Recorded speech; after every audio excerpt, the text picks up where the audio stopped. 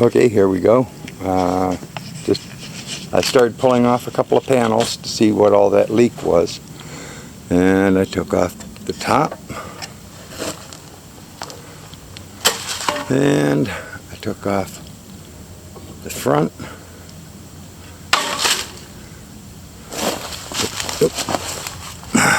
The top pan is caked very thick with what looks like grass, decaying grass, oil, normal dirt and gunk, and the engine is a little bit dirty. But now you would think, I was thinking, oh my God, I got a blown head gasket. All that's leaked out because I wasn't able to see that portion. This portion here, and whenever I took off those baffles, well, shrouds, I don't think I got a blown head gasket. It's really clear out through there and down inside there, but it's the build-up here. But this build-up, it looks as though perhaps this wasn't being put on tight, just set on, and then oil might blow out and spill over onto the engine, or someone was very sloppy whenever they were changing oil and let oil pool up on top of the engine while they're dumping it in, and it just built up with dirt. So I'm going to clear this corner. I'm going to blast the whole thing off, and it does look as though, sorry for the shadows and all, it's earlier morning. I'm just going to take the steam, well, I don't have steam clean, but I got hot water and pressure washer, and I'm going to blow it all off, clean up that mess so I can work on it a little bit better. I think that's all it's going to require. I'll do a leak down pressure test, compression test, and we'll see what happens. I know it had the new spark plug in it whenever I got it. I was surprised whenever I pulled the cap and I looked at it. Oh, new spark plug. Someone was actually keeping it up or had trouble starting it in order to junk it. From what I understand, it ran. The guy drove it up onto his trailer, drove to a junkyard. Another man saw him taking it off, asked him how much he'd get for it junked. He said about $50. The guy gave him, here, $50, put it right on my trailer. I drove up there with flat tires, and then he sold it to me. He made $100 profit on it, and I got another toy. So, I think cleaning that engine up will show us a few more problems. And while I'm tearing all these little baffles off and cleaning, in order to fix this release, I'm going to have to have the pan off. So I'm going to take this off. It's very simple. It's just got 2 nuts in back, 2 bolts up front, and you got to take the knob off of the height adjustment, deck height adjustment here, and the knob off here. Now those are actually the biggest problem, getting those darn nuts off without busting them. Also, you have to take off the gas cap. Then I can finagle all this out. If it had lights in the back, I would have to take the harness loose or just unplug the bulbs from the back and leave them dangle. And that allows that whole pan to work its way up and back out. Up and back out this direction. And it's really a peculiar fit that will cause you all kinds of aggravation if you don't learn the secret to putting it in, which is it goes in one way, that's it. So we're going to try and get this done, get it done quick, and get you some more film. Hopefully by Saturday I might have a little pressure washed, clean machine so we can take a look at what all we have to do. And so far everything I've tested with the electrical up in here has been solid. It's good. This was, rarity of all rarities. This is one that doesn't look like the guy did a little Southern engineering on anything.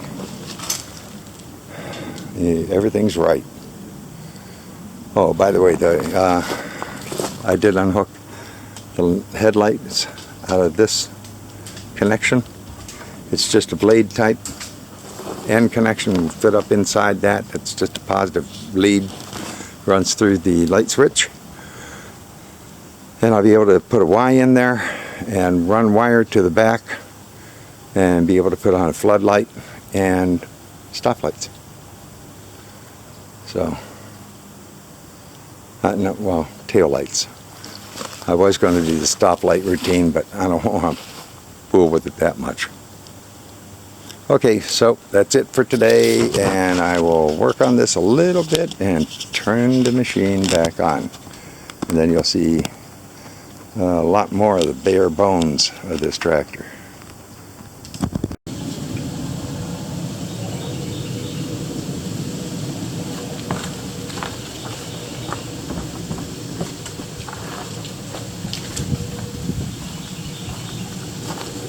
Okay, we are about ready to remove the deck.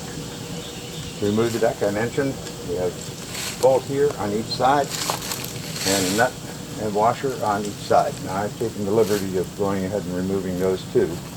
I've also gotten this adjustment knob broken free. This is just a stud, runs down through this coupling, and there is a, I hope that I'm doing this properly so you can see it, but there is a adjustment, like wing nut, piece of bar stock, drilled and threaded with the right size threads to match a stud. So it mounts that way, as in this is going up on the stud. Then you have a lock nut, and the lock nut comes up against the adjusting knob, and it will hold the knob from backing off. This is your lock for your height adjustment, because this will travel on the threaded rod and lock down in place against the top shoulder of the bracket. You don't have to worry about taking off seat mounts, although these are going to come off. I see that they have, it looks like welded, but it's probably not welded. It's probably just built up rust from where a seat had been broken off of it. And I'm going to put a seat on this. Oh, by the way, not making plugs or anything for anyone or anybody, but if you are going to be working on any kind of a project, you want to try and keep all the nuts and bolts together for different things. One of the best ways is when you take it out, let me go this way. When you take it out, make sure you put it back in the hole that you took it out of. And you may have to take them out before you can reinstall something, but you'll know where they are. It's real nice to have a magnetic pan in order to hold your nuts and bolts together until you're done with the project. But this kind of project, you're going to have different phases to it, and you want to try and keep all the nuts and bolts in the place where they are, so you don't have to go back through and go, well, how many nuts was there and what kind of bolt or whatever, because you'll have just a big pile of mush that you got to pick through and try and decide which bolts were supposed to go where. So That's a nice little tip. Let's go ahead now and we'll get this nut off and that other stud.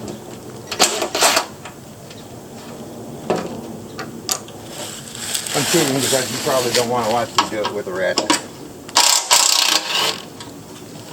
And besides, whenever you get a stubborn, rusty one like that, this makes it a lot faster. Okay. Now, last item to remove would be this adjustment knob. And this is for your release valves on that Sunstrand. I already loosened it, but it does not have a lock nut on it. At least all the tractors I have never had a lock nut on it. Although I'm probably going to put a lock nut on this whenever I'm done, because I think it's a better idea to have the lock nut on it. And what we should be able to do now, with this wood, it would be great for it to be able to lower down further, because I think this stud's going to be a big problem trying to get that off of it. I have no choice now. This, well, that probably doesn't matter.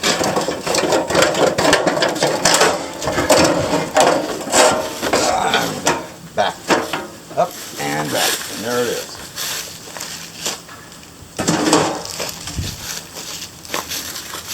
And we found our first piece of modification to the systems. Southern Engineering. This is good. This is, I believe, power to the tail lights. Of course, this didn't have tail lights, so of course, why make two different kinds of harnesses? It's easier just to have one harness, run the wires, and if you don't have anything to plug into it, leave it there. These two are for the safety that is in the seat. And you see here where we have a solderless connector, crimp connector, crimped on to hold the two wires together, and that overrides the sensors in the system that says someone is sitting on the seat.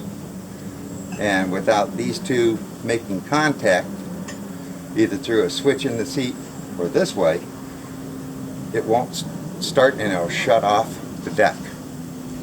It'll kill everything because it says you're mowing and you're not on the seat anymore. If you're not on the seat, you can get chopped up by the blades. It'll shut down. Okay, so we're going to lay this aside. And it's nice to see this is not a mouse nest or rat nest, not a bird nest. This is just accumulation of grasses blowing up inside. The universal here, the mount, but it isn't really a universal, it's just a hard mount. Well, it's got a fiber pad. These things are meant to be lined up so close that you don't need a regular universal like what you might see in a car or a truck.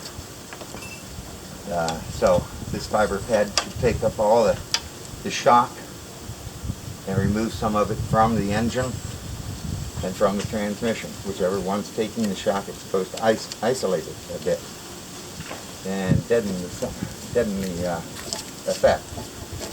Alright, now I see that this is down and it is pressing on the valves. There's one on each side of these. I'm going to have to remove this tank. To remove the tank, I'm going to have to make sure that the hose to it, which is right down here, there's a valve that could be shut up. Oh, no, I'm not in that much luck. This is not, there is a Petcock valve on the bottom of the tank. I can't show it to you like this. Well, I can. Wait a minute. No, I'm not going to try moving the camera and all. There's a Petcock valve. I'm going to have to disconnect the hose from it, and I don't have to worry about gas flowing back or anything. There's only what's in the line, and vacuum should hold it pretty much in place. I was worried about spilling a half a tank of fuel So I'll get it up and I'll get it stood up, and that will prevent any gas from pouring out. This was a good idea from John Deere to take and make the lowest part to where you can stand it up somewhere. Even with a full tank of gas, you don't have that much pressure on the drain, so you're able to plug it off and work on something, then put it back in and not have to throw away a tank of gas. Okay, so let me get that done, and I will get right back with you. Okay, I've got you in cell phone mode, which means handheld, for a minute while I show you a couple of things, and I want you to have a little bit of a close-up there. I did put the knob and the bolts back in place. I put this knob back on, but until we clean up the threads, we won't need any. Oh, shoot. Alright, that's something I should have told you. Try again. Okay. When you take out the cover and you take off the gas tank, there are two foam strips, one on each side. Keep a hold of them. You want to put them back. Alright? You don't want to set the gas tank down on the nuts or bolts that are here. They're just quarter 20 self-tapping screws that they use.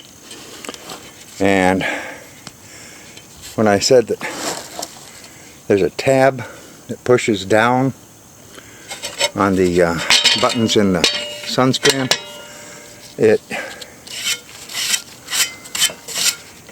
screwed on back here. Very simple. And it's a spring-loaded tab. And it's already up all the way. And it should be up all the way whenever it's you have it up. Yeah, I mean, whenever the screw is retracted. So you want it to run. This should be all the way up.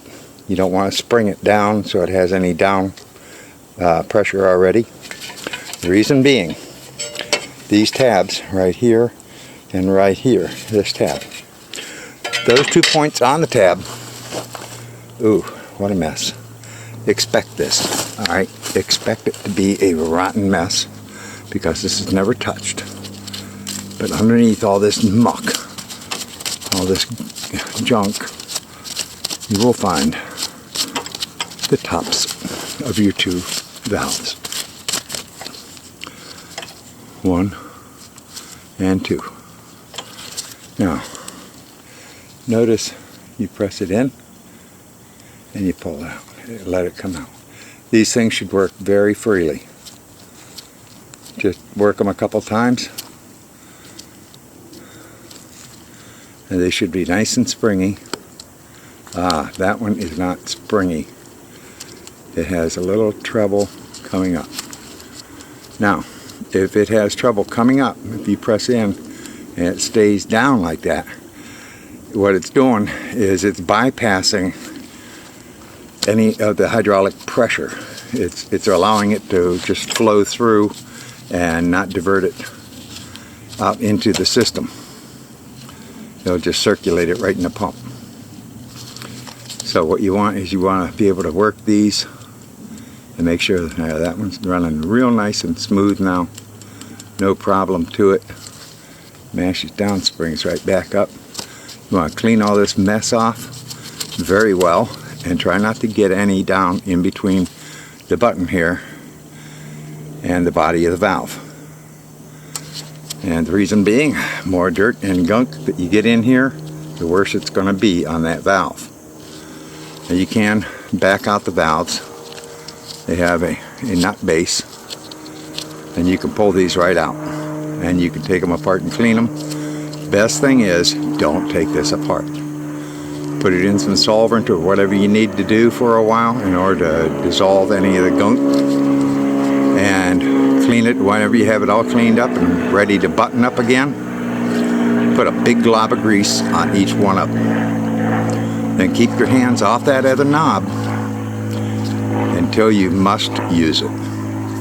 If this thing will move under its own power, move it under its own power. You don't want to push this transmission system without these two buttons being pressed. You don't want to tow it around the yard. You don't want to push it back and forth in the building, nothing like that. It's very tough on these things. So make sure those are down. Keep a good glop of grease on it. You'll do all right. And this thing will last you at least 50 years, because these things are just almost bulletproof. It's the best pump and system I've seen, and a lot of them use it. I think Cub Cadet uses it too. Let me see. I think Massey Ferguson tractors had one of these. I'm not sure.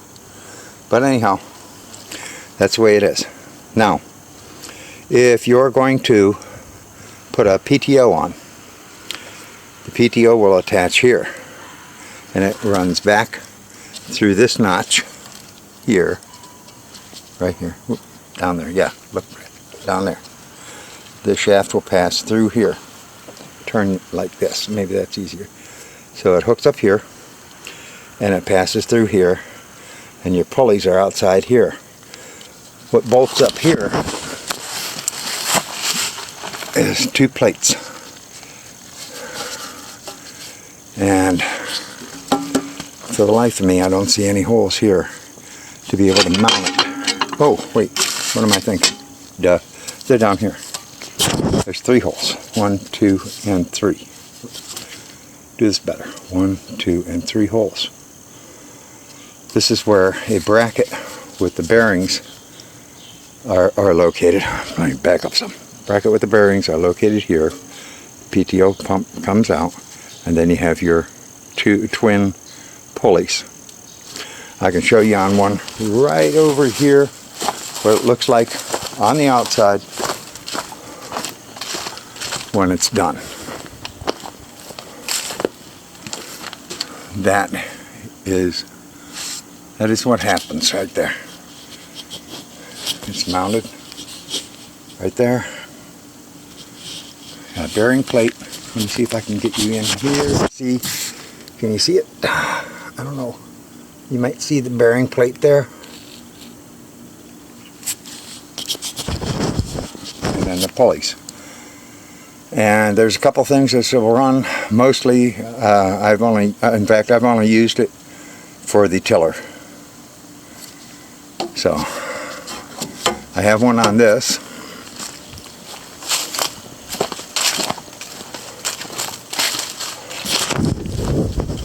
Over there is a junk John Deere. That's a 317. I just got it for parts, and that's all I've been using it for. And by George, I'm going to be using some parts off it. It has a PTO. We'll slide right back here. See if we can pull up this cover to show you what the PTO would look like. Nope, it's got the fan on it. Okay, I'll try and cut that out so it won't waste any more of your time there. You know, all good things must get screwed up sometime. Anyhow, I'm going to be cleaning out this next, and I'll bring you back after you see what the bird dirt looks like whenever it's removed. You'll see fins there. I'm going to get this cleaned out because those fins here help keep this transmission cool. Oh yeah, something about the PTOs. If you don't have this PTO mounted properly and solid, it has a tendency to wallow out this hole that's through the shaft here. If it wallows out that shaft, most people just junk this because it's very hard to repair or replace. So you have to have everything right. You don't want to put a bolt in that's too small, because it'll allow the slopping, bouncing back and forth, and anything that you run on the back with those pulleys is going to transmit vibration all the way up, and that's the point that wears the worst. I think they had a Lovejoy in there. Well, I guess Lovejoy might be a brand name, but a rubber bumper type connector. And if not, I'm going to see if I can't put one into it, because that'll save your pump if you have something like that. Okay, and I'll clean up the rock shaft up in here. Looks like everything is good. I don't see leaks. I don't see leaks anywhere. And so far, the only Southern Engineering is that wires taped together instead of having the safety in the seat. But that's okay. I did that to the other one too, myself. This is the fuel line. I had to cut it. And while I got you here, in cell phone mode, I'll show you. This valve here is supposed to turn on and off, and it barely moves at all. But you can take it apart, and I will be taking this nut off just to see how back out that needle valve. Hopefully I'll be able to make this work again, because it's a good little feature to be able to shut off the gas at the tank.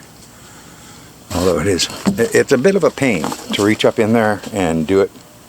So normally you wouldn't need it, but on this one with the leaking carburetor, it's good to have a gas shut off for it. And before I park anything, I like to run it out of gas, run the carb out of fuel, and then I know I'm not depositing more and more varnish into a carburetor bowl, fuel bowl. Okay, so let me get some of this cleaned up, and I will bring you back.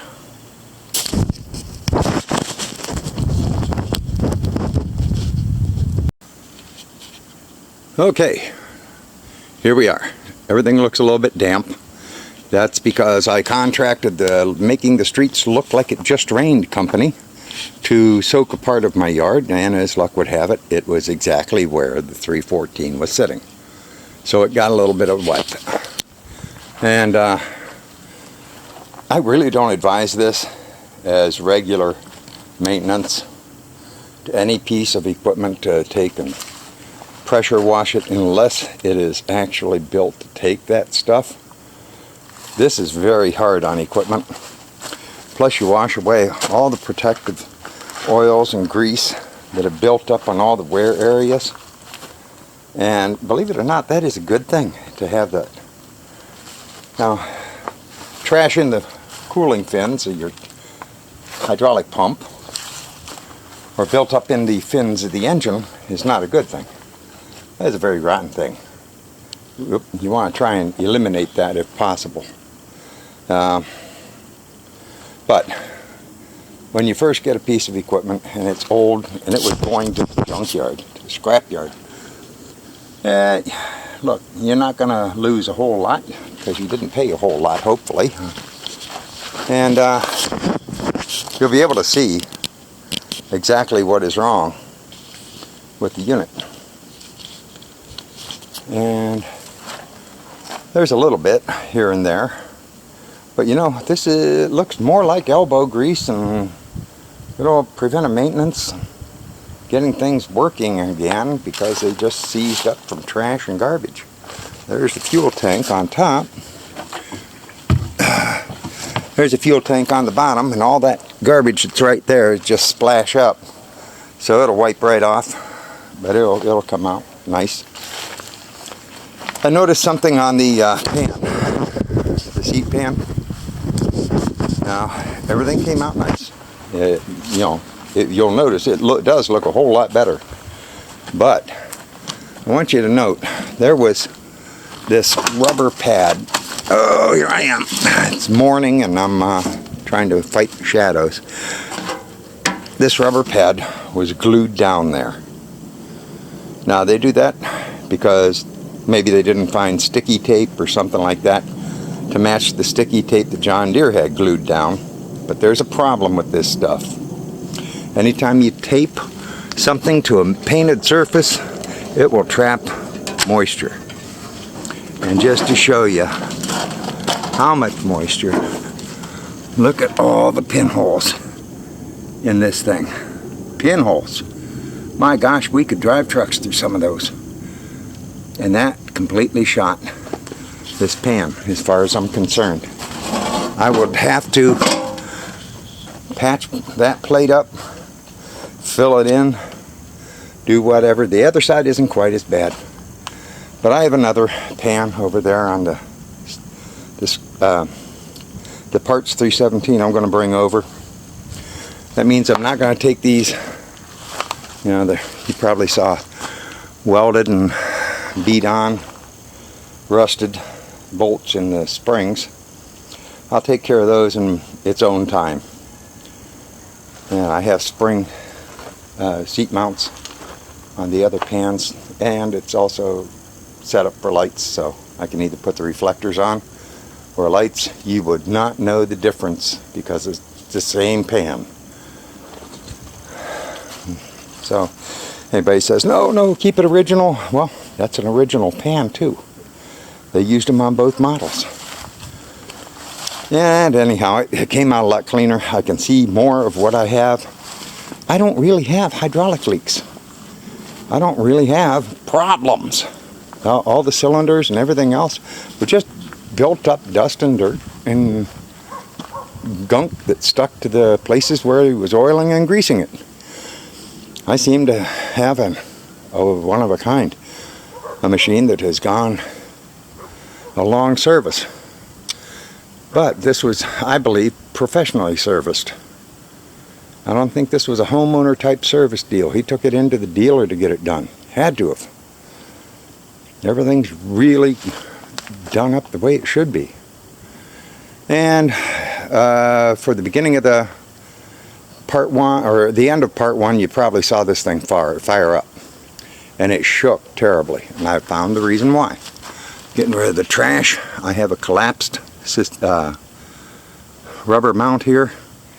You can see I have a gap right here. Terrible gap. Of course there's a gap here too, but this thing's collapsed and this thing is loose. I can jack it up with my fingers a little bit. I know I stuck a screwdriver in this edge and I lifted, and you can lift it up off of it. So I'm going to get that tightened back down. And I'm going to check the back side over there. But I think everything ought to be okay.